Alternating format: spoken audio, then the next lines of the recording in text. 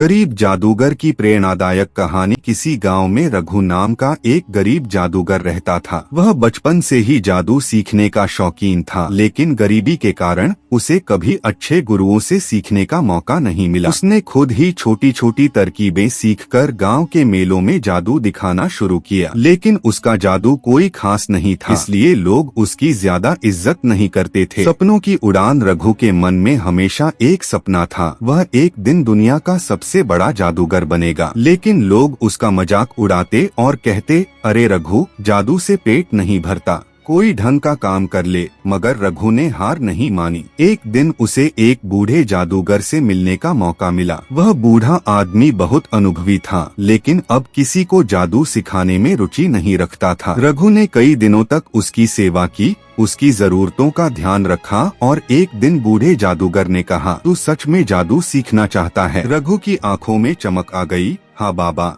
मैं अपना पूरा जीवन इसे सीखने में लगा दूंगा। मेहनत और संघर्ष। बूढ़े जादूगर ने उसे सिखाना शुरू किया, लेकिन ये सीखना आसान नहीं था। रघु को रोज कई घंटे कठिन साधना करनी पड़ती। कई बार वह थक जाता, कई बार उसका जादू गलत हो जाता, लेकिन उसने कभी हार नहीं मानी। धीरे धीरे रघु का जादू बेहतरीन होने लगा। अब वह असली जादूगर बन गया था, जो सिर्फ हाथ की सफाई ही नहीं बल्कि दिमाग की चालाकी से भी लोगों को चकित कर सकता था। सफलता की ओर कदम। एक दिन गांव के मेले में एक मशहूर जादूगर आया, जिसने घोषणा की, अगर कोई मुझसे बेहतर जादू दिखा सके तो मैं उसे अपना उत्तराधिकारी बना दूंगा। रघु ने हिम्मत जुटाई और मुकाबले के लिए खड़ा हो गया। लोग हंसने लगे, अरे रघु, तू पागल हो गया है, वह बहुत बड़ा जादूगर है। लेकिन रघु ने हार नहीं मानी। मुकाबले में दोनों ने अपने अपने जादू दिखाए। मशहूर जादूगर ने शानदार करतब दिखाए, लेकिन जब रघु ने अपना सबसे अनोखा जादू दिखाया,